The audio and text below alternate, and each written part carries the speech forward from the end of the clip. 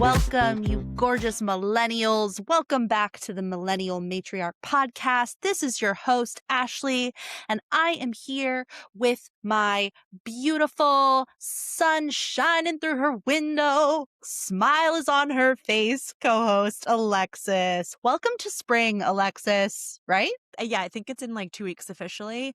But that sounded like the intro to like a country western song. Don't tempt me with a good time. I'll write out the rest of the verses and do it right now. I love country music. Side note. I know you do. We don't agree on that. So That's like okay.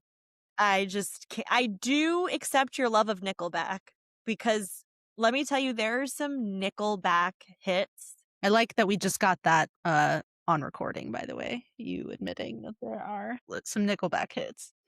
So I remember how I told you I went on that Heather McMahon comedy cruise last year? Yeah. The week before, it was a Nickelback cruise. Like the band was, or was it Three Doors Down? I feel like I would have heard. What do you mean? A Nickelback themed cruise is crazy. Even I admit that. It was either Nickelback or Three Doors Down because there was one couple on the boat that did both. Could you imagine the demographic of going from a either Nickelback or Three Doors Down cruise to a Heather McMahon comedy cruise? No, I can admit I can because I go to Nickelback concerts, and I am telling you, the motley crew that rolls up to a Nickelback tour. White women that drink Sauvignon Blanc? It's a motley crew. It's like, yeah, we've got some of those. We've got some like hardcore, like Harley riding motorcycle gang looking motherfuckers. We've got like young people. It's exactly who you think, but then also some like mixed in like randoms. Anyway, I love it. That's a little bit about me. It was Nickelback. I just looked it up. It was a Nickelback cruise. Holy shit. How did I miss this? I'm sorry. Damn. That's so upsetting. I cannot believe I missed this. Anyway. We are super excited to talk to everyone today because we're going to be talking about a body part that half the population has, but many of us, we just don't know enough about. I'll start you off with a little statistic, Alexis. I know we love a stat here. In 2021, the International Urogynecology Journal did a survey that showed that 37% of women mislabeled the clitoris, and only 49%, swear to God, and only 49% of the women surveyed could identify the labia majora. 37% of women have never masturbated themselves clitorally. No. What? One if second. If you can't identify a clitoris, doesn't that mean you've never touched your own? No, that's not true. That's not what the survey said.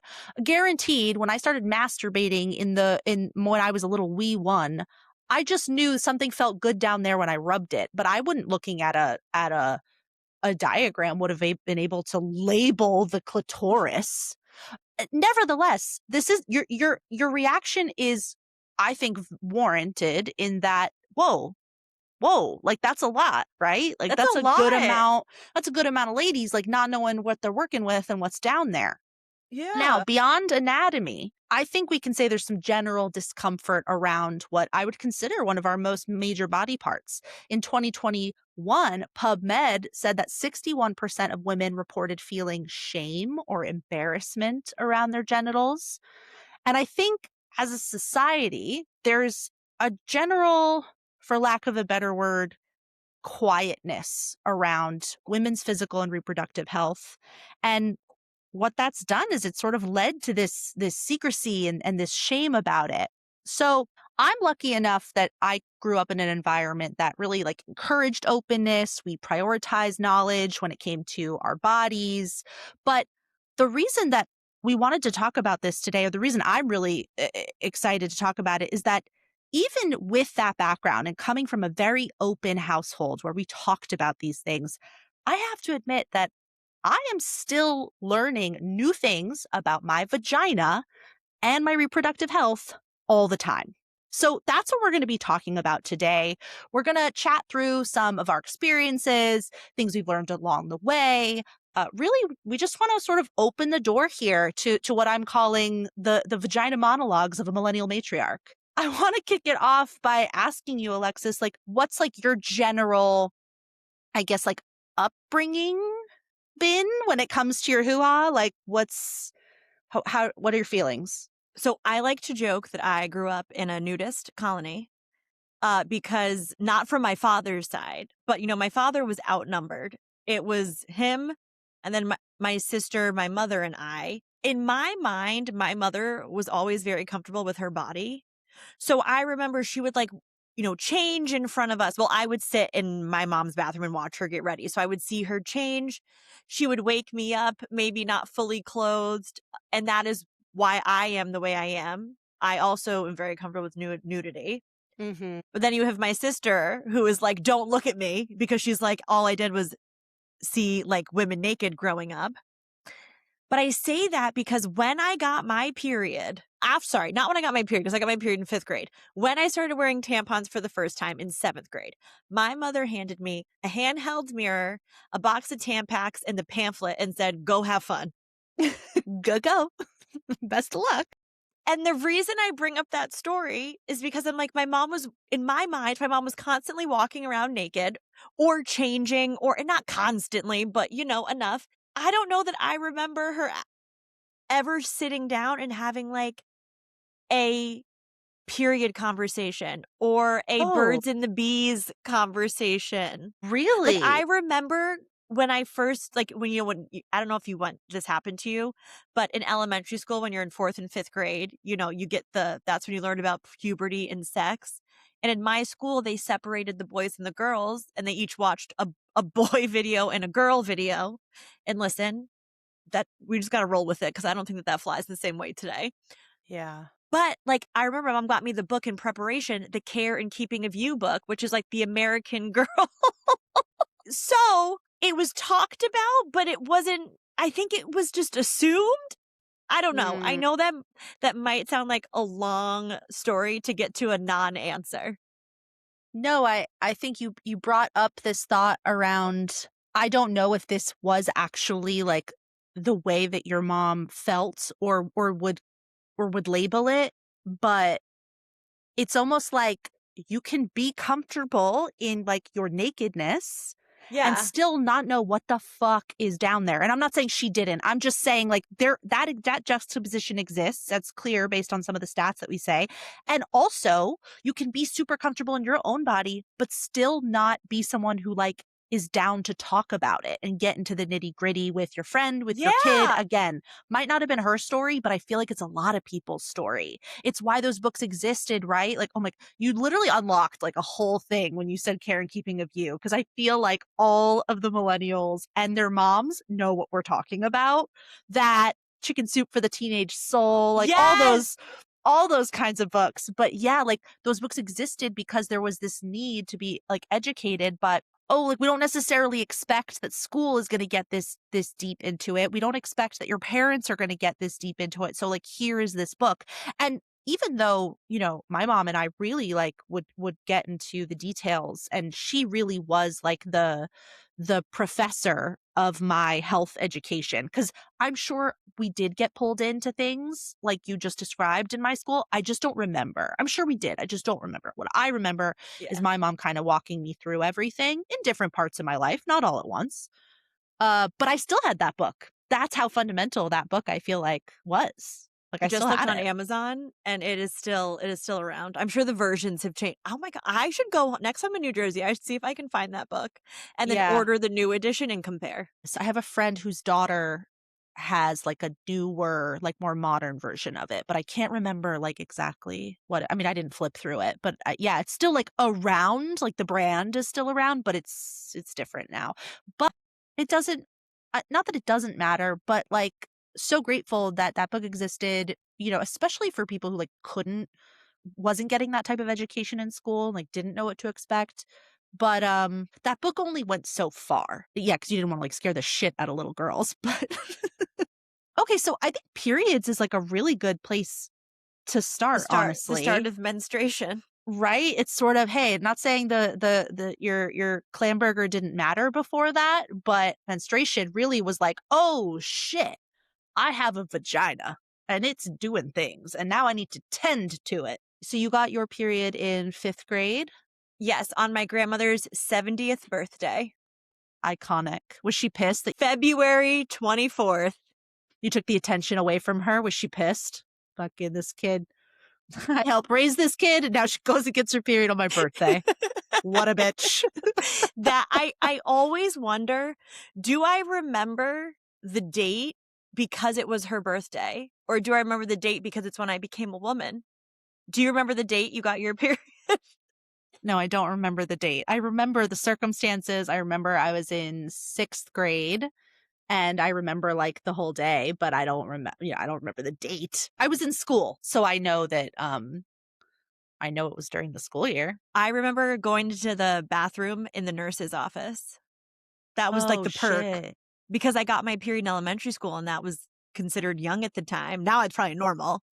Yeah. And yeah, I remember I felt so cool because I got to keep my purse in the nurse's bathroom.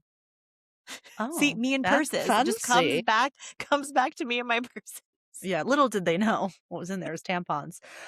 I feel like a lot of, and I think if I had a kid today, I would probably do this just because, like, I don't know, forethought, right? Like, oh, or hindsight's 2020. I don't think I needed this when I got mine, but, I feel like it's very common now for little girls to, have, like, a little go bag in their school bag, like a little Ziploc or a little mini purse inside their bag with, like, pads or liners, or I guess tampons if you wanna go for that the first time around.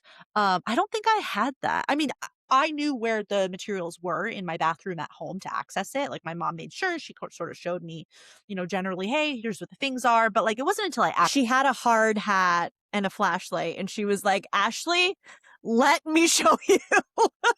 "Let me show you the world, shining, shimmering, split." Anyway, uh yeah, like, I knew everything was, like, it was full access. I just, for whatever reason, didn't have, like, stuff in my bag, but it didn't matter. It was like, I don't know about you, but the first time I got my period, it was like nothing. Like, it was a little, like, brown stuff in my underwear, and I literally had to No, ask my mom.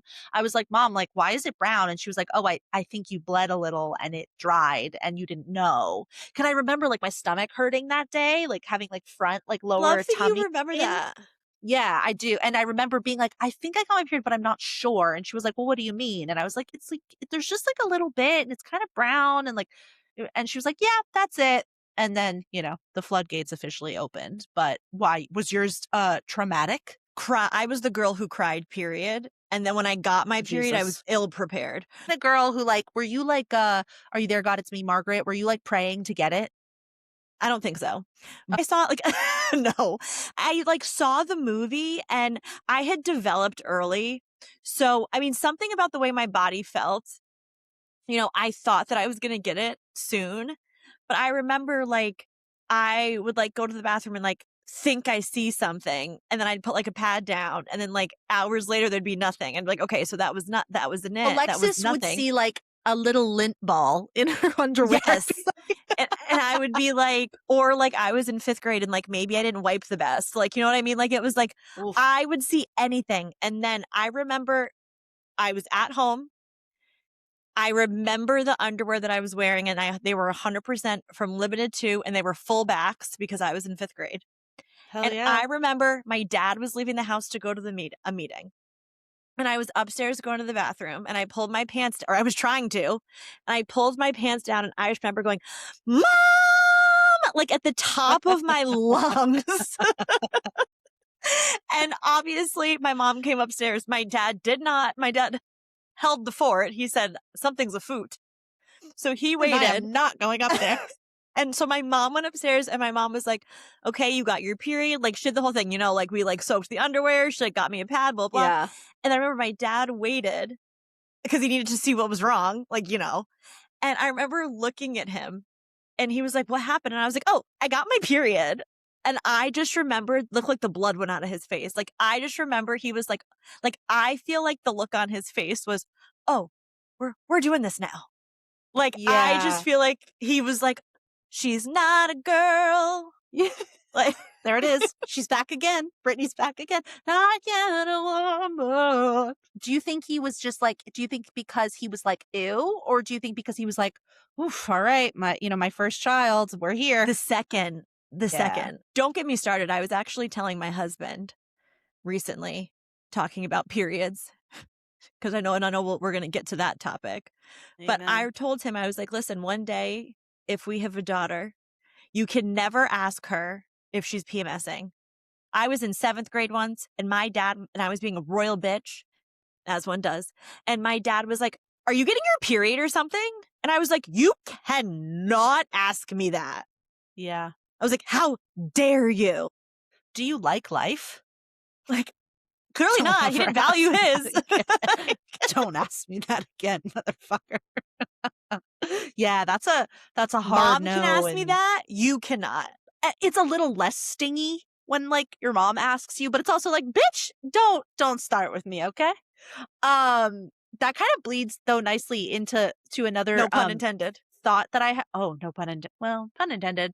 Into a thought I had about, like, so that's, like, your family, but then now that well, now I'm sure you've been in other relationships where the person you were with knew you had a period, but educating your partner on periods. So one of the things I was thinking about was, like, don't ever fucking in, like, an argument or a tiff be like, "What, are you on your period?" No. That's just not it's also, that's so y to quote the great Hilary Duff, that's so yesterday. Like, grow up. Who asks that? Shut up. So that from the jump, that was something where I was like, "Don't even fucking go there, dude. That's not the way it works." I think you'll laugh because I was listening to an interview with June Diane and somebody else, and she was saying that she has synced her menstrual cycle to her husband's calendar That is because it's like, brilliant. we're in it together. And she has said the week before she gets her period, she said, I am not fit for public consumption. Yeah. She's like, so if you expect me to go to an event the week before I get my period, just know I am no longer in control. And the reason for that is because the week before your period is your luteal phase. I'm currently in my luteal phase, in case you were. So be Oh, I'm careful. so No, I'm kidding. sorry. My thoughts and prayers. Thoughts and prayers to you and your family. Um, which is that's like the PMS window, which and I think I'm really terrible with like years. Like, oh, did this happen 2 years ago or did this happen 6 years ago? But I feel like in the last half decade or so, I feel like I am getting now like sort of inundated on my algorithms with messaging about your full cycle. I think the term cycle Yes. used to mean to me, I can't speak for you or anyone listening, but cycle used to mean menstrual cycle. But that is literally one portion of your month, of your 22 to 32, 28 to 32 days, depending on how your body goes. Or 35 if you're like me and have a long There you cycle. go. Well, which good for you. I'm like a day Jealous. I'm like a day short of abnormal. Like it's like I just missed the cutoff. I think you literally have like the best of the world there. Like that is the best news I've ever heard. A long cycle. But yeah, so there's the luteal phase, which is that PMS window. That happens right before you get your period, which is your menstrual phase. But then afterwards is your follicular phase, which is like hormones are rising, the period's over, I'm feeling sexy, I'm feeling bright, I'm feeling energetic. And then ovulation, which is like peak of that. Ovulation is like, I am feeling hot. I want to have sex, put a baby in me, because your body is literally hormonally and physically prepared to get pregnant. And then you go back into your luteal phase and it's all over it again. But like that is something that a few years ago, like I wasn't considering that in my day to day. And now I can think about, hey, listen, it doesn't give you a right to be a raging biatch in every facet of your life and blame it on your luteal phase. But sometimes like I'll feel something just like energetically is different. And I'll look at the calendar and I'll be like, well, that tracks. I'm feeling ugly as fuck because I'm in my luteal phase. It's not an excuse, but it's also like, It's a yeah, like factor. hormonally your body like is going through and feeling things and you're going to react a certain way. Like two parts. I tell Biggie all the time new because I recently went off birth control in October. So just because I want to like figure my cycle out, I want to give my body a break. So like this is now the first time in our relationship where I feel like it's so in our household, it's me, Big E, Cookie, and my cycle. Like, it is the new hot topic of conversation. It's the 4th So, member of the it household. is now the 4th member. Like, I will open up, so I wear an Aura ring, so I use, natural cycles to track. So I wake Right. up in the morning, after I wake up, I go I was about to say after I sleep. Like, yes, after I sleep, I wake up in the morning Listen, not everyone's so lucky, so good for and you. I open that app and Big E knows that if he sees green, I'm not fertile. And if he sees red, I'm fertile. We are locked and loaded. He's like, "Do not pass, do not go near." Unless Do you're trying to, you know? right. We are avoiding those days. Yeah, for now, for now. That's so funny. Yeah, I love the idea of, like I mean, I love how that person took the step further and was like, "I'm just gonna go ahead and sync that calendar with yours." But yeah, it's a big conversation. I think you are probably at where I was maybe 3 years ago when I too got off birth control and started cycle tracking. Can I just say I don't wanna spend too long on this particular subtopic, but, uh and you might feel differently, but I just wanna say it's one of the best things I've ever done for my body. It is the best thing. And I'm not telling anyone to get off birth control, to get on birth control, your body, your choice. We always stand by that here on the Millennial Matriarch. However, just friend to friend, like I think you're gonna really just love the ability to like I can feel things. I'm gonna get roasted for this, but I can actually feel when I'm ovulating. Not yes, emotionally, like I feel good and Well, I'm don't you just feel horny. hornier? I can literally like You there's a feel feeling. ovulation I feel it where I'm like I'm ovulating. It's happening. Like, it's like a little it's not painful, but there's like a little twinge. My point is being able to like remove all the other like artificial signals in my body and just cleansing the palate has allowed me to like reconnect with my body, most notably around my full cycle and like really being able to like feel all the feelings and there's a predict and listen, not everyone is in that position. I understand that people have hormone imbalances, people have predisposed conditions that prevent this, PCOS, endometriosis, all of these are factors. My point is just to say, like, I can just feel things more than I've ever felt them before. And some of it feels good and some of it feels terrible. But the point is, the body is amazing. Your vagina, your reproductive system is amazing and really is built to tell you all the things you need to know. But that's just me. Did you feel like this when you went off birth control? So I have a friend that also recently went off birth control, and I like to say that she put it in my mind. She was like, "Oh, I feel so good. You should think about it." But like it was like she no pun intended like planted that seed, and I was Yeah. like, "You know what? Let me try." Uh I feel like a chicken. Say more about that. I don't know because I don't know, I don't have firsthand knowledge of what a chicken feels like, but now that I'm tracking my cycle, now that I am more zoned in on ovulation and what actually is happening, like I look over at my husband and I'm like, "Do you realize my body is getting ready to release an egg?" And I think that's really fucking cool. No, it is super cool. But I'm also like, I am a chicken. I gotcha. I gotcha. Like you've never been like so tapped into it before, but now you're No, like tapped the fuck in. right, and, like, I mean, I Yeah. was on birth control for many, many years, so it's like, yeah, my body actually wasn't doing all of the things it was supposed to be doing.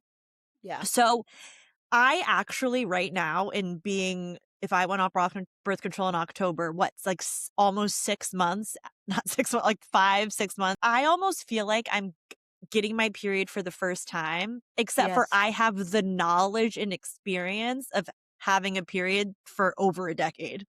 Yeah. Yeah, you're fully armed and loaded and prepared for what's about to or what has been happening. I have the vernacular. And yeah, thanks to the education that is out there now and hopefully some that will sprinkle today, people like us who are making these decisions for their bodies can have that knowledge too. I also want to talk about sort of like the physicality of the vagina and this taps more into what we were saying at the top of the episode, which is some of that like emotional connectedness or lack thereof to your vagina. And one of the things I think about, things like the way your vagina smells and discharge. Like that for sure is not something that they were talking about in health class.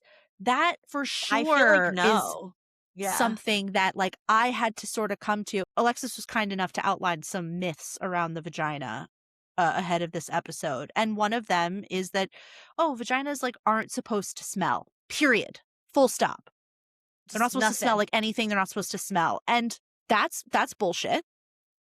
There's a spectrum, I would say, of smell, but what comes to mind for me is I think when I was, like, I wanna say 20, I felt like there was just a lot of odor happening down there, and I was really insecure about it, and frankly, I've always been insecure about my vaginal odor, which I think is, uh, kinda goes back to the whole, like, wearing underwear to the gym or not, and sort of this, like, nervousness I have abo and I actually I've been doing it a lot more lately because I really wanted to give it the old college try, and again, Is like, it I think I just everything have, you've like, ever no, you can't do it? not really, like, I think, like, Yeah. I feel like I can smell myself, whereas, like, underwear is more of a blocker. When I was 20, I just felt like there was a lot of odor happening and, like, it wasn't good, and I thought, maybe I had bacterial vaginosis, or I definitely didn't have a yeast infection because I had had one before. That wasn't what was going on.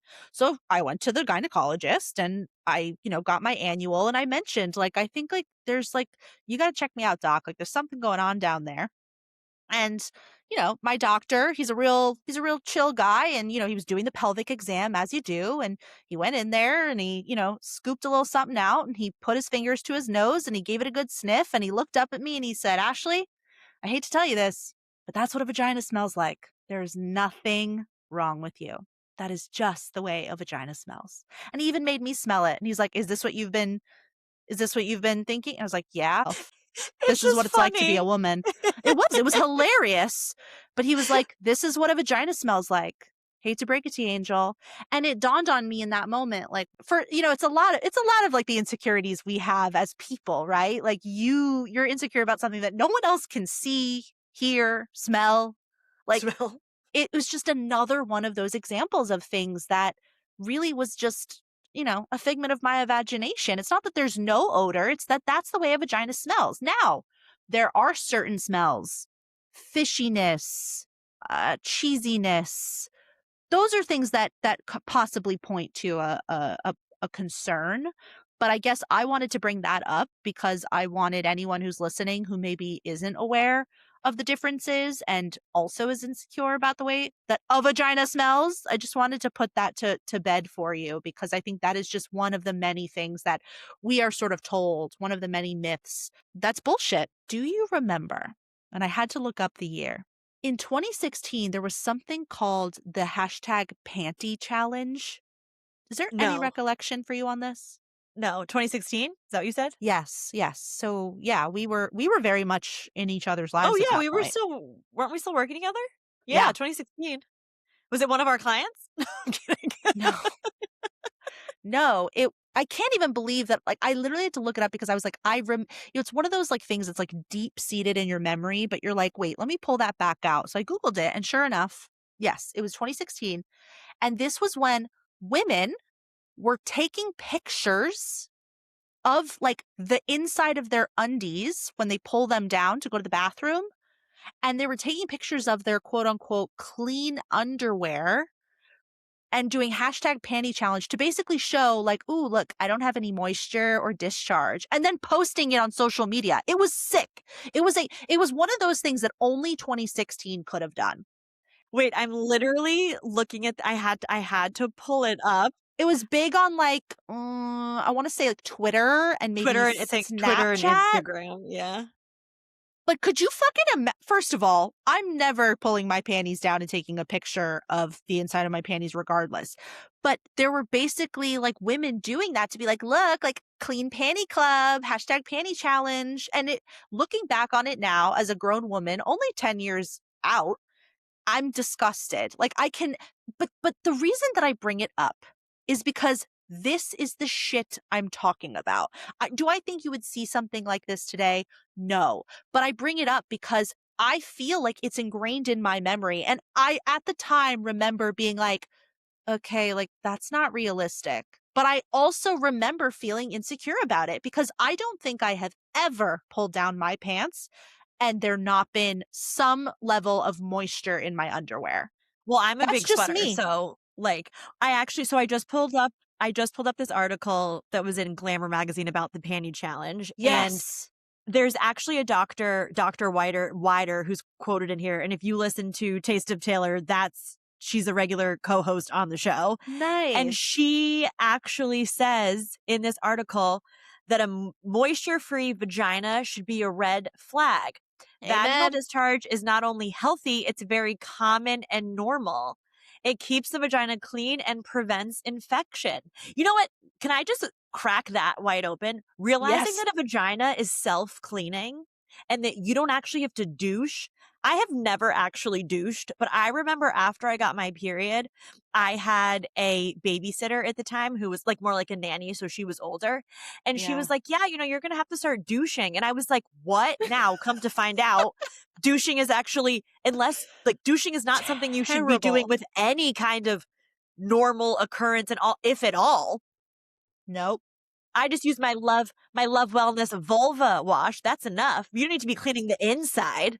That's actually a really good distinction because what I was gonna say was like all those like washes that are marketed to like help your vagina smell fresher bullshit. However, there are certain products you just have to like the Love Wellness wash. You just have to be really, and I don't know what the ingredients are, so please don't quiz me, It's like anyone. very few ingredients. That's the whole You need point. to be very careful because you could, if you use like Summer's Eve or any of that Vagisil, Anything super that is scented. gonna fuck up your vaginal pH so bad. And I don't know if anyone has ever experienced this, but sometimes when I have used things like that, or I have like, used a soap that I'm not used to and gotten it a little too close to the vagine, I will notice in like the days after, like things are just off. It's not that like there's Yeah. anything bad, but like things are just off, but it can send your shit swinging the other way. And then what happens? Then you're on a roller coaster ride to hell because you keep using the Vagisil and the Summer's Eve thinking, oh, this will get rid of,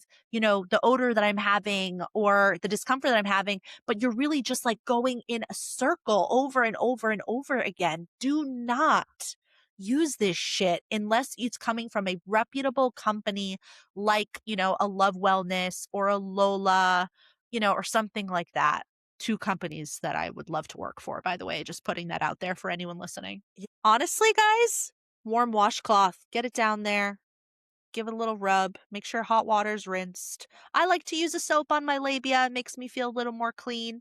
Yeah, I use Love Wellness. I'm a big sweater. I have to. If I don't do something, I get too many ingrown hairs and sweat bumps. I can get a lot of sweat bumps in that area. Thick thighs over here. That's a great point. My doctor also told me at the time, sometimes you're experiencing an odor and the odor you're experiencing because there's a lot going on down there. And if you're a big girl like me, there's lots of folds and crevices and, juicy goosiness. You might be like it might be odor from, like, sweating in between, like, your labia or, like, your folds, like, it might not be, like, your vagina that's causing an odor. That maybe, you need to be a little bit more, worried about, but there's a lot going on down there. So, a little warm water on the hoo-ha, a little soap in between the crevices, but it's self-cleaning, like Alexis said. You really don't need much more than that. We are not doctors, but, we've thought a lot about this. Yeah. Well, I mean, we have been doing our own A/B vag testing for what, 33 years at this That's what point? I'm saying. That's why I wanted to share. There's a lo what is it saying? What is she saying? She's the man? A lifetime of knowledge. I got a lifetime of knowledge. What you just said made me think of this story. So when we were sophomores in college, we didn't know each other yet. I actually had a one night stand that kicked off an insane anxiety spiral of mine. Oh, no. And it's okay. Like it wasn't It's like as if I'm sitting across from you after it happened. I'm already nervous. You're like, "I'm it over it. It's it fine." was not, listen, it was consensual. It was, I was not, nobody was taken advantage of. It just, wasn't like rose petals and flowers in a Yeah, Cinderella I just feel story. bad that you spiraled. But I spiraled for like, I kid you not, like 6 months. And I remember I used to sit on the bathroom floor with a handheld mirror and Q-tips. And I would like scoop the inside of my vagina. What do you mean? Why? I was so afraid that I, like, was gonna get, like, an STD or something, and I did not. I came up with this I had this fixation off of making sure my insides were clean. Like, Oh. I So totally spiraled. would you do it only after you had sex, or you're just saying in general? Like, I started doing it, like, after I showered every day, All the time. Oh, all the time.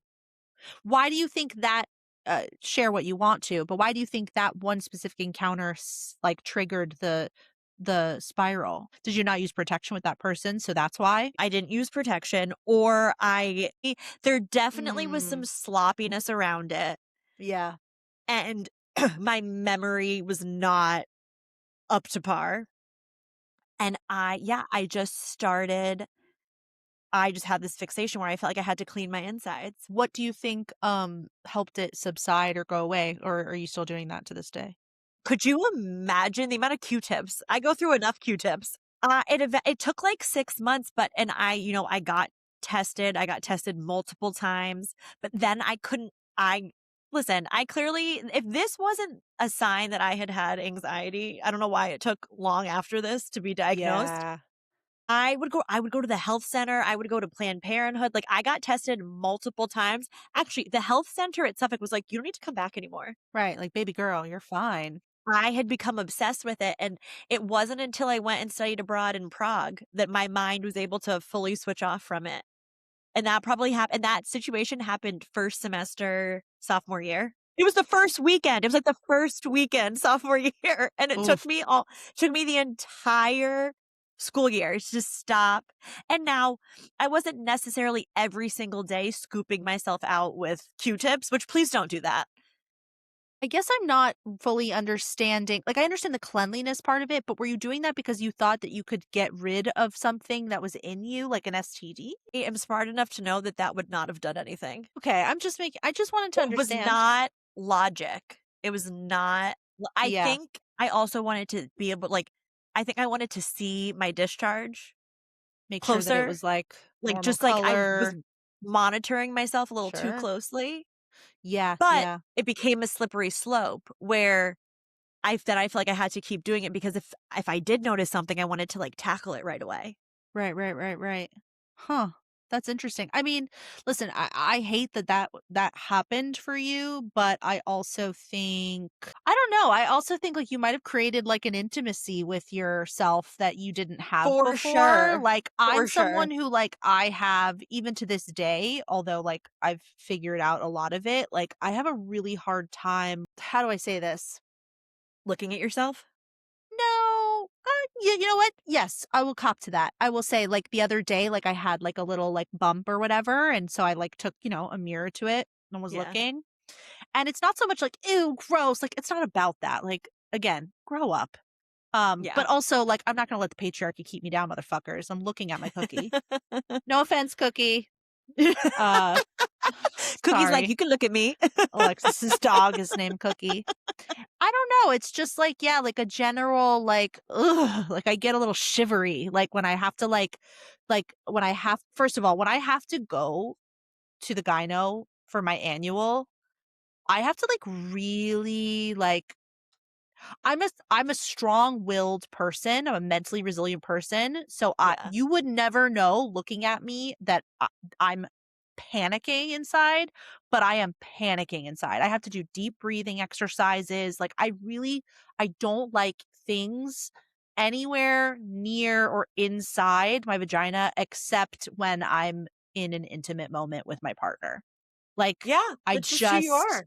like, I'll say it for the crowd, I don't even wear tampons, like, I don't like it, I don't like the feeling of it, it freaks me out, and I don't know what that's about, like, hey, some people don't like their feet touched, some people don't Yeah. like, Totally their listen, hair played with, and I'm just, that's just, like, a thing of mine, like, I'm just not about it, but, I'm willing to admit that, hey, maybe along the way, something just, like, put me off to it. do you know what I wonder too? Like, if we wanted to talk specifically around tampons, I remember when I started wearing tampons, and I don't think that this was my mom, I think this was the messaging around tampons and even the pamphlet. The TSS, AKA toxic shock syndrome warnings that I think Right. were so presented.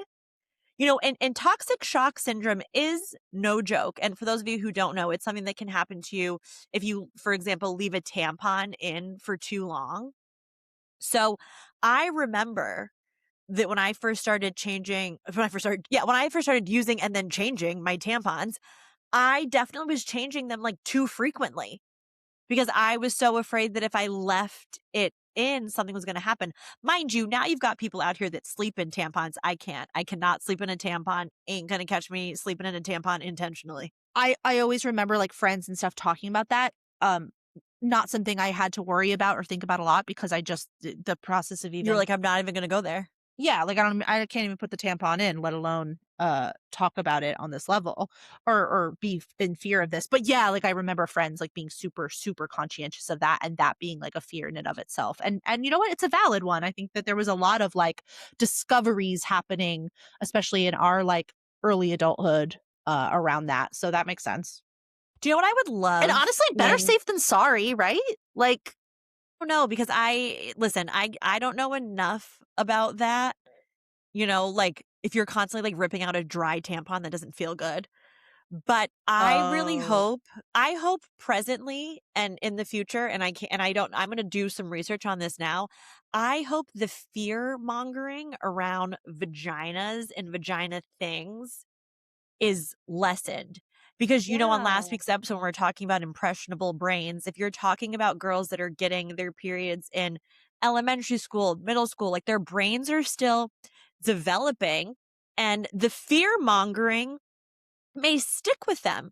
I had a friend growing up that was afraid that if you touched her belly button, it would unravel because when she was a kid, her mom told her that she played with her belly button too much and it was going to unravel. And it wasn't until we were in high school and I accidentally poked her belly button and she was like, "Don't touch it, it's going to unravel." And I was like, "What?"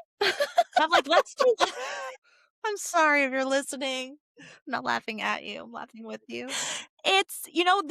That's what happened. I feel like there was so much fear mongering right around the smells and the way Yes. it looked and just not understanding all of the different discharges and feelings that can happen that you're scared when a Mhm, lot of mhm. times your pH just switched up or your body, you're at a different point in your cycle, or, maybe you did actually get some Dove in your vagina. Cause let me tell you, that burns the shit out of me when it happens and it doesn't feel good down there.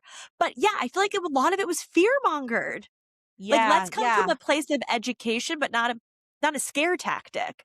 There was, like, health fear, right? Toxic shock syndrome, things like that. But you said the way it looks, there was also fear around, like, your vagina. And when I'm in this particular example, when I say vagina, I'm talking about the entirety, the labia, the clitoris, the vagina, because for anyone who doesn't know, you have a vagina hole, but the whole thing is not the vagina. Just the hole is the vagina. The lips around it are the labia. There's a lot of other great stuff going on down there, but just, for anyone to clarify. But right now, just for the sake of the argument, I'm I'll talking insert about a the whole. diagram in That the would be edit. We'll amazing. put we'll put a little chart up. That would be incredible. Just for anyone who's too afraid to ask, we just want you to know. What was also fear-mongering was if your vagina is wrong if it doesn't look a certain way. And the reality is, which is another thing that we all have learned, is that everybody's labia looks different. Some people have pubic hair, some people don't. Some people like it that way, some people don't. Some people have more, some people have less. There's also like I don't know if this is the way it looks so much as like the function of like this whole loose versus tight myth situation. Like Yeah, I the definitely wanna talk biggest about like that. one of the biggest insult that I feel like a middle school fucking guy could say to a girl would be like, "Oh, your pussy's so loose." And it's like, "Shut the fuck up." Like that's You're like like, I "Oh, don't because even know what that you've been around the means. block so much." Right, right. Or honestly, girl on girl crime, right? Like, oh, like well, her pussy loose anyway. Like she's a fucking hoe. And it's like, what? Like that's actually yes, your pelvic floor can lose strength, but the tightness of your vaginal hole can actually expand and contract. Yeah. How do you think people have babies? I actually Hello. looked up common misconceptions that are just generally out there around Yeah. vaginas.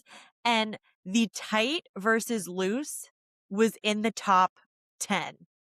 And it's Yeah. like, spoiler alert, like your vagina is made of elastic muscle tissue. It's supposed to expand and contract. Hello, how do you think you get life, aka a baby, through the birth canal and through the vagina? Yeah. And there's this misconception that the more partners a woman has had, that she's, going to get looser because she's just taken all these poundings. And actually, sexual activity doesn't permanently change it. Thank God. I'll enter insert Kegel. Absolutely. I remember my mom taught me about that at a very early age. And again, like it wasn't from like a sexual POV. It was from like a health POV. Like Yeah, your doing pelvic floor. You Kegels, want pelvic floor and strength. strengthening your pelvic floor helps to avoid incontinence in the future. Some people struggle with incontinence for no reason, but certain people struggle with it because their pelvic floor isn't tight. You know who taught me that? So, The client at our first job out of college. do you So remember what brand? yes, because I was the incontinence girl, so I worked on Depend That's and then right. Always Discreet. So Yes. so look That's at that. Alexis was the resident. We'd have like a new client come in for like a panty liner or an adult diaper and be like, Alexis, she's all over it. Because Can I tell you? you had all the messaging, like you had Oh, all the I brief am, writing like, experience. up on it. I probably started doing Kegels before the average person because of all those campaigns, I do not do and them enough. I just have to say, my boss after, I left the agency, I talk about that Dependent that I was the incontinence girl so much that she was in the store and sent me a picture of a pack of Depend. Because yes, for all of you out there, the brand name is Depend, Depend. It is not Depends because you only wear one at a time. Yep. The way that that is ingrained in my memory. It's so funny. And some of us got our education on vaginas in a totally unique and different way. That's amazing. But yeah, and for those who don't know, a Kegel, I'm gonna butcher this, but the way I like to describe it is um when you're peeing and you're able to sort of like tighten your pelvic floor to help stop the flow, that is a Kegel. So you can do that obviously when you're not peeing and you're frankly encouraged to do so. But that is the sensation that you're trying to create when you're doing a Kegel. So for people who don't know what that is and want to start doing that, that will help strengthen your pelvic floor. And that has lots of great benefits. It's not just about feeling quote unquote tight. Bow. Another area that is apropos is pleasure. So I think there's a lot of myths around pleasure, but I also don't know if there's enough of a reinforcement around pleasure. Not to bring it back to Sex in the City again, 2 weeks in a row, I almost but brought it up twice already. Go for it. Let's but do I it. really feel like, at least in our generation, for us millennials, that show was really, I think, a lot of our first entry point into, Yeah. There was a Kegel episode. yes, and like not only female sex and pleasure, but yeah, learning about your body and the differences, and everybody's different. So not every vagina is going to be the same. It's not going to operate the same. Yeah. And what feels good for me might not feel good for you, Ashley. Yes, yes, and that actually brings me to a point because I want to say I think we're gonna talk more about like intimacy and sex in future episodes, but there's a couple of areas when it comes to the vagina around pleasure that I want to touch on, and one of them is masturbation because Mhm. my POV, and listen, people come from different walks of life. Some people have shame around this because of religious reasons or their upbringing, or they just weren't introduced to the concept. But to piggyback off of what you're saying, if you don't know what you like, how are you going to tell anyone else what you like? There's so much shame around masturbation, and I think that it prevents people from doing it, and it ultimately leads to less pleasure. Less pleasure doing it on your own, because let's face it, that's the best part, but also, like, it prevents you from discovering yourself and being able to communicate to another part to a partner, oh, a little to the left, a little to the right, slower, faster, higher, lower. Do you remember how old you were when you actually learned about female masturbation? When I learned about, I mean, truthfully, I think I learned about it from Sex and the City and, like, watching my mom, like, helping explain So, what like, that roughly how was. old were you? I I was, like, 6 or 7. I was really young, but that's Okay. because I was watching that show, and I recognize, y'all, that's very abnormal. But good on your mom for actually explaining it to you and not, like, Yes. giving you, like, some bullshit answer. I will give it to that woman every day. Shout out, mom, if you're listening. I know you are. Like, that I'm so grateful for that because even though I'm not like a even though I'm talking about it right now, even though I'm not like an in your face, like, let me tell you all about my hoo-ha and my sex life kinda gal, I am uber comfortable talking to which that's a whole other subject, but talking to doctors, talking to my partner, talking to my friends, supporting them in their journeys around, like, sex and pleasure and their vaginal health. Like, I am able to sit here and talk about this today largely because I think of my upbringing that I mentioned at the top of the episode, and I'm super grateful for it because I think it really helped me in life advocate for myself and my vagina. You have to have your own experiences in order to really know yourself and know your vagina, but, yeah, super grateful for it. I feel like I knew so much about male masturbation.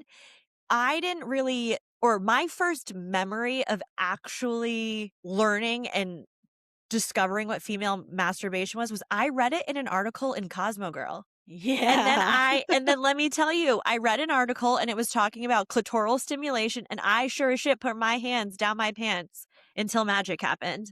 That's awesome. And again, it doesn't mean that anyone, you're behind or wrong because you didn't do that. I just want to commend the situations where that does happen because the inverse of that, which I think is more common, is the shaming.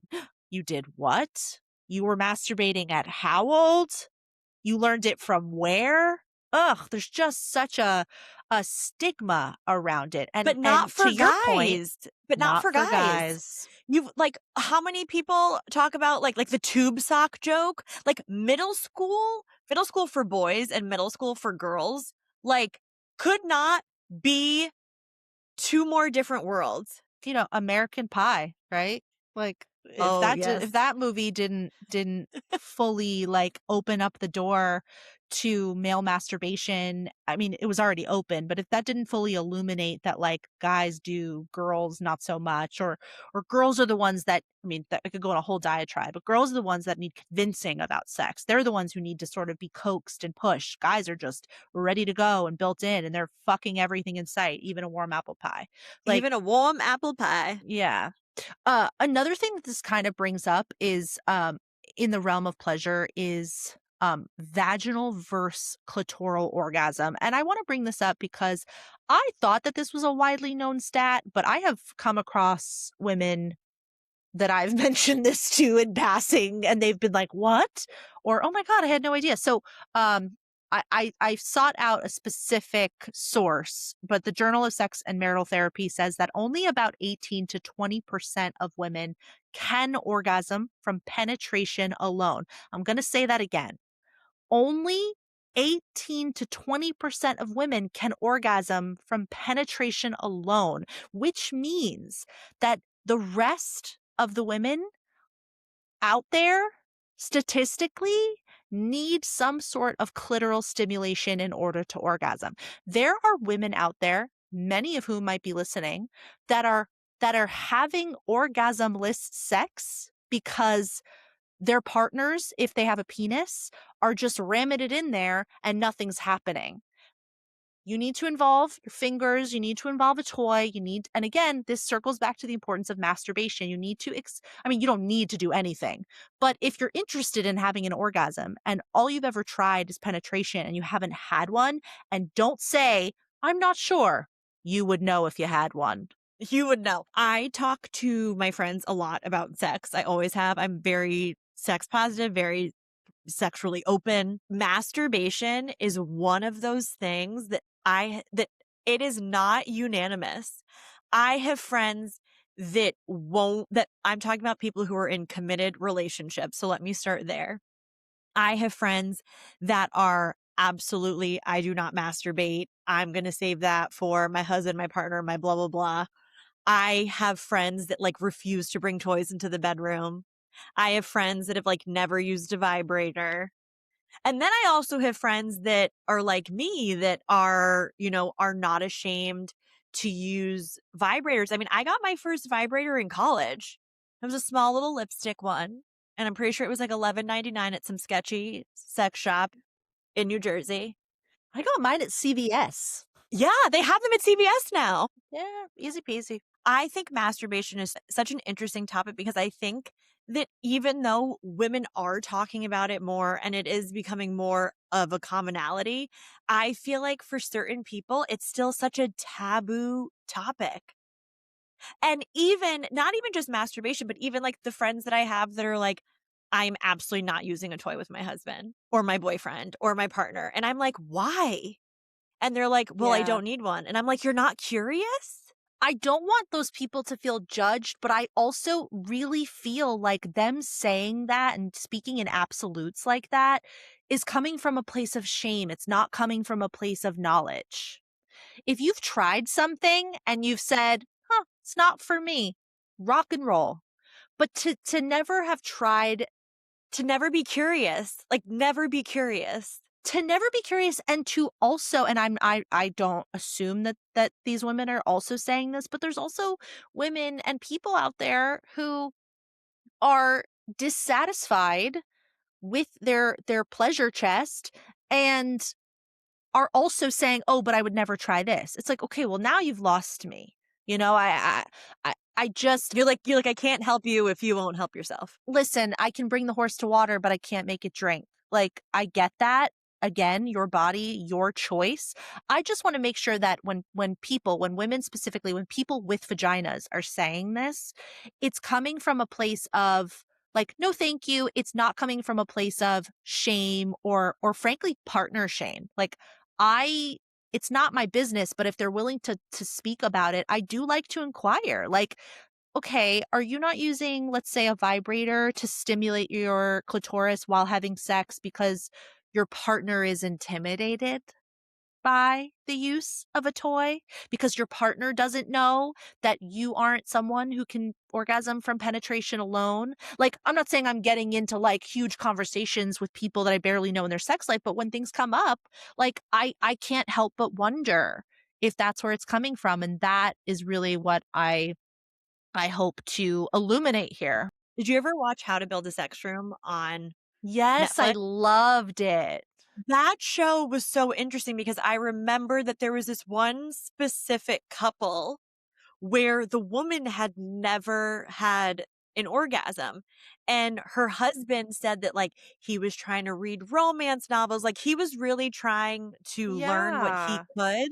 She had never tried a toy, and I do wonder, like, to your point, like, is there shame around it? I do think one of the things that I'm thankful for meeting my husband later in life is, like, I was already someone who knew that, like, I need a toy. So, like, we didn't have to talk about introducing a toy. A toy was just always there. Because I also wonder for some people if it's like people who met their partners younger or haven't had as many experiences or didn't grow up in a environment where they felt comfortable talking about that at all or just even getting information on it. But I do also think there is a stigma around it. Like my husband and I joke like we've made a joke of it and I'm okay with this joke that I'm about to share. I started it.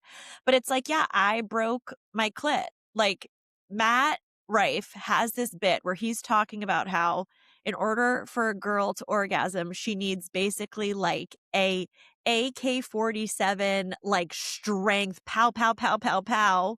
A maybe AK-47 is not the best analogy, but I prefer something with like a lot of get up and go. That's what I want. But also, and listen, say what you want about Matt Rife. I think he's funny, but also that joke comes from a place of misogyny. It comes from a place of I, as a man, am intimidated and nervous that I will not be able to get my partner to orgasm because she has spent so much time masturbating and using a vibrator. That is where that's coming from. And listen, I I I can let things roll off my shoulders. I will laugh at that joke all day long, but I just want to pinpoint that that's where that comes from, and that is what buries itself inside the psyche of females 100%. to the point where they don't want to suggest bringing something else into the bedroom, or they don't want to consider exploring on their own even though they're curious, because they don't want that shame, or they don't want to quote unquote, like you said, break their vagina before they have Yeah. a chance to try it with a partner. And that just goes back to that stat, is that I just want people to know that most women cannot orgasm. It's just not the way that we're built. It's physically not the way that a vagina is built. It's built for other kind of stimulation. The clitoris is huge. We're going to talk about anatomy. It's not just like a little piece at the top. It's wrapped all the way around and incredibly sensitive, and um just added to the list of things that like a lot of us just don't know and we're not taught, because the clitoris serves really no other purpose other than pleasure. I don't know that correctly, but it doesn't. So of course it's naturally not, it's not in the textbooks, or it's physically Right. there, but it's not, pleasure and the source of it, it's not discussed because it has nothing to do with like the function. The function is what they want to teach you in health class in school.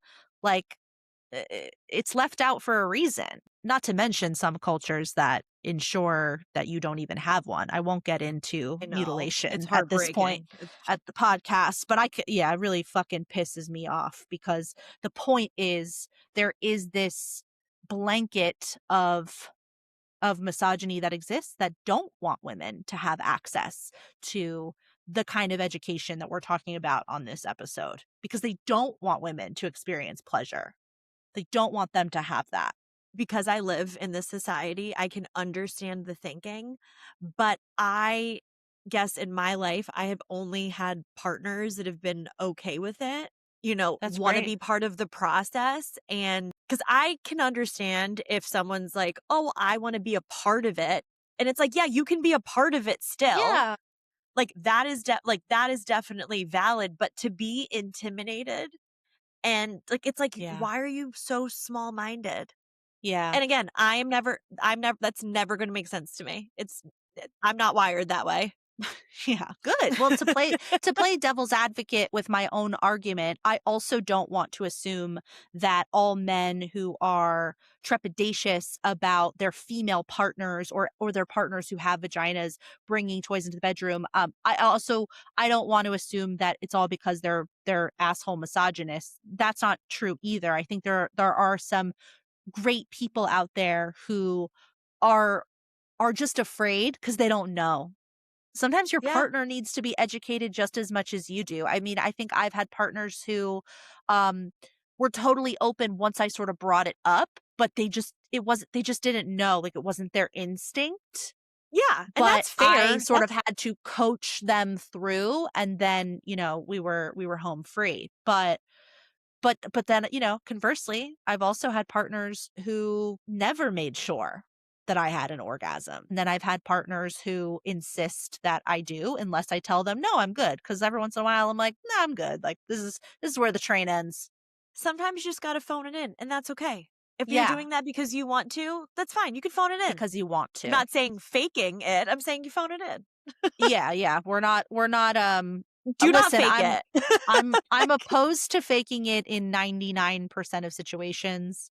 But because there's nothing wrong with turning to your partner and just saying like, it's not happening today. It's not I don't know. happening. It's just not Yeah, working, and I'm having a great sometimes it be like time, and that. it's Yeah. feeling good, but it's just, not today. Not gonna If happen. I have too many things on my mind, not absolutely not happening. We've talked a lot about the physical, in terms of pleasure, but there's also, we can go on a whole thing about emotional, which I think we can probably dive into more on a later episode, because the tie Yeah. to emotion and intimacy and physical pleasure is so strong. It's So possibly the strong. majority. So we hear you if that's what any of our listeners are thinking as we're talking this through. Like, oh my God, there's this whole other part to it. We know. We're gonna We'll get get to there. it. We're gonna get there. All right. Well, I just want to wrap it up by just kind of saying your body is beautiful. There doesn't need to be anything mysterious about your hoonie honey. It is powerful. You deserve to understand it.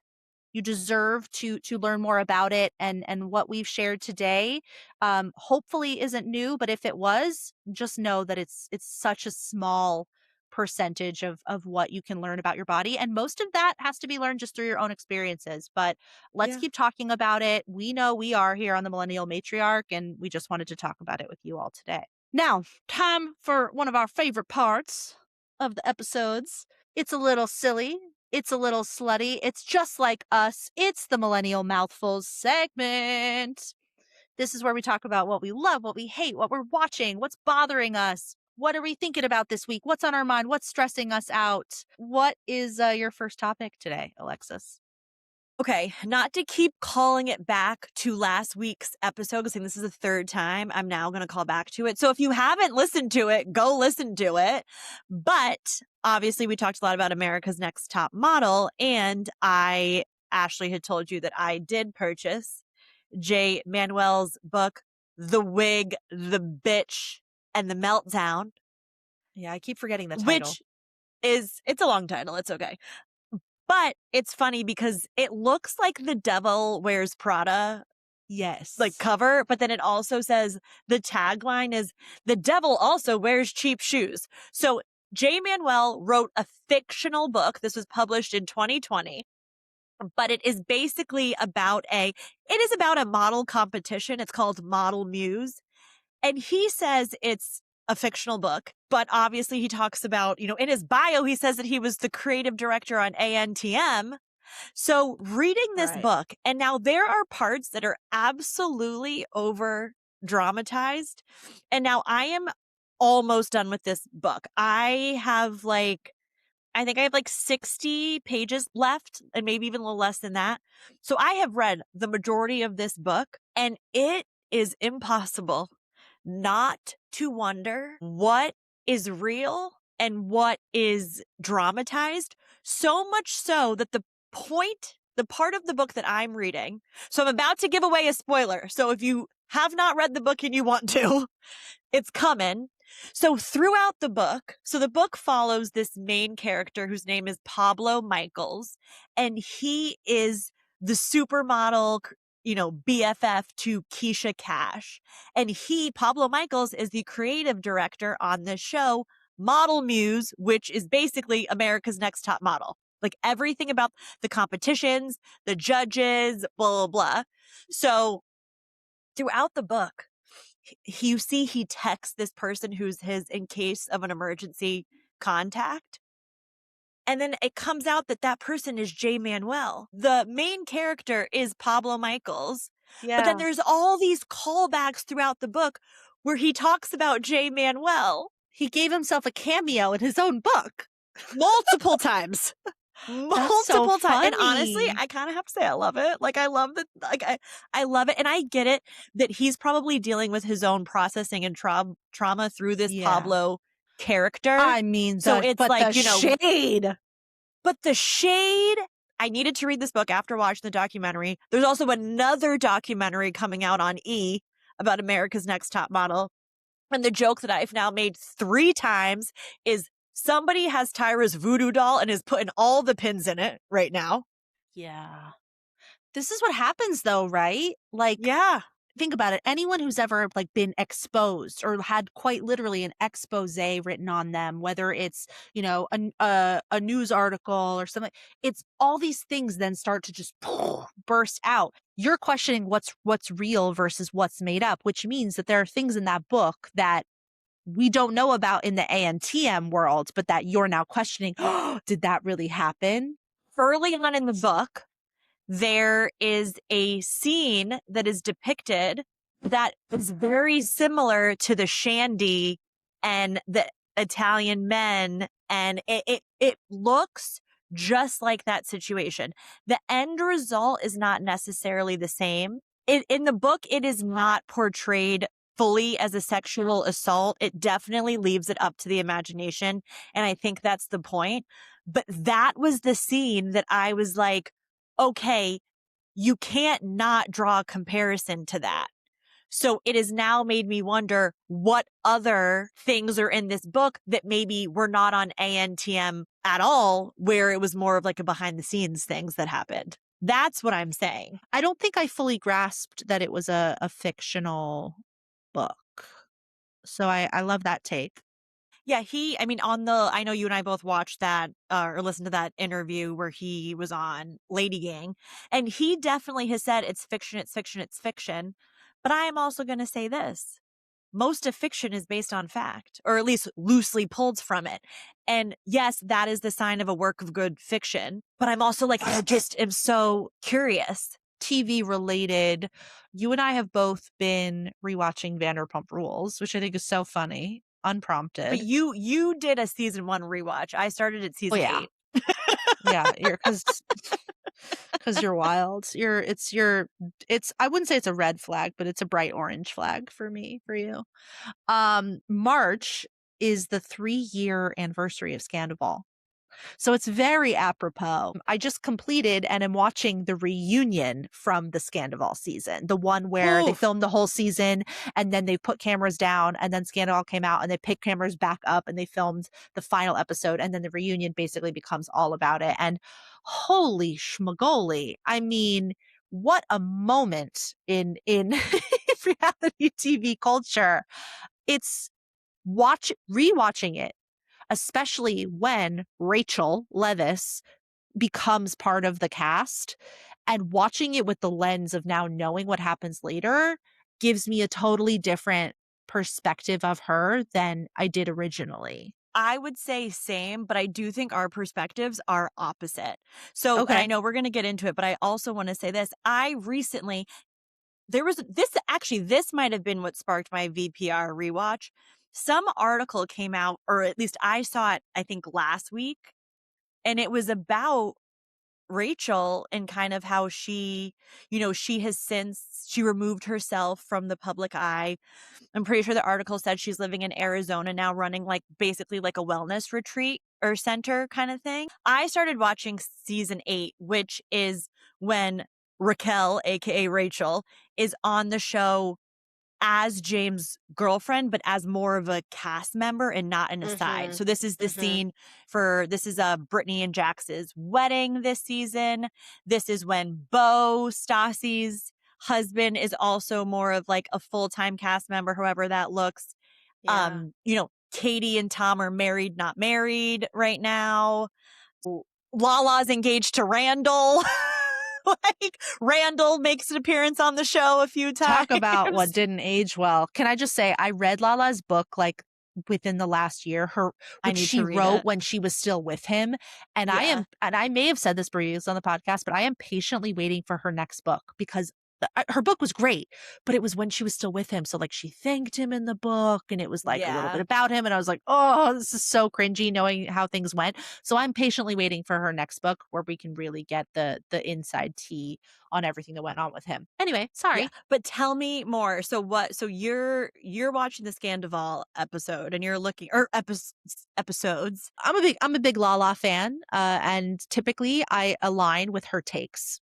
So I would have never spoken to. I'm just going to use Raquel for the sake of the of continuity. Um, I would have never spoken to Raquel the way that Lala did, but keep in mind there are some ways that Lala spoke to Raquel when she was still very much drinking and not in her sobriety journey. I definitely think like Raquel was like maybe like bullied, like what's the word I'm looking for? Hazed a little bit. I think she's a Like very on the like show. yeah, I think she's a very meek, demure person. I tend to really dislike people like that. Like there's something when someone is meek or quiet, it turns me off. It doesn't mean I'm going to treat them poorly. I don't really vibe with that kind of personality. So as a watcher, I just really was never Yeah, into her, you were never really a fan. She wasn't your cup of tea. but I could identify that she was sweet and if anything I just felt kind of bad because I felt like James mistreated her and I didn't like Yeah, that. 100%. Um and I stand by all of that. None of that goes away. However, I think rewatching it, it is very evident that the reunion the season 9 reunion when James and her announced that they are no longer engaged and they've broken up. I think something snapped in her. Like, she absolutely snapped. I think it's possible that there was a positive snap at first, like, "Hey, I realize James is not the person for me. He's not the person that I wanna be. I don't wanna be mistreated that way in relationships anymore. I'm gonna go out and do me." Like, I truly believe that it started as a really good thing. But something happened at the start of that next season, or probably whatever happened between season 9 and season 10, and she over-indexed. Because the Yeah. majority of season 10, which is the Scandival season, before you find out about Scandival, is really like she's kissing Oliver and she didn't know that he was still with his wife. Like, that's again not her fault, but she just was getting a little sloppy. The whole like Schwartz story arc and trying to make out with him. Like, I'm not always on Katie's side, but I very much was understanding of Katie putting up a boundary with her ex-husband Yeah. and saying, "Listen, we're divorced, but like 100%. please do not hook up with people in the friend group." And then for someone in that friend group to proactively go after him is unacceptable. They're both at fault. Like, there's just a lot where, like, rewatching it, I'm like, yo, she's like a totally different person. There is a line that Ariana says when she is yelling at Tom in the living room post Scandival, where she explains to Tom, this is a person who is looking for validation in men. She is Yes, looking for 100%. self-esteem and care and love in other men. This is not someone who like is worth wrecking your whole life and your 9-year relationship for, but you have. So best of luck out there. And she's so spot on. And listen, I don't know anything about Raquel's upbringing. I don't know anything about her relationship history prior to James. I Well, have she is a beauty empathy. pageant, and you could, like, and I do feel like she grew up doing pageants, and I feel like that gets stuck in your brain about the way that you need validation and the way that Self-esteem. you. Yeah, well, Sure. I don't wanna say Yeah. every beauty queen has self-esteem problems, but it's like, if you're a pageant girl, a lot of it is based on your image, and, Yeah. like, you want to win people over, The way you're perceived, the the way way you're that people perceived, the way feel that you about the way carry that you yourself. look.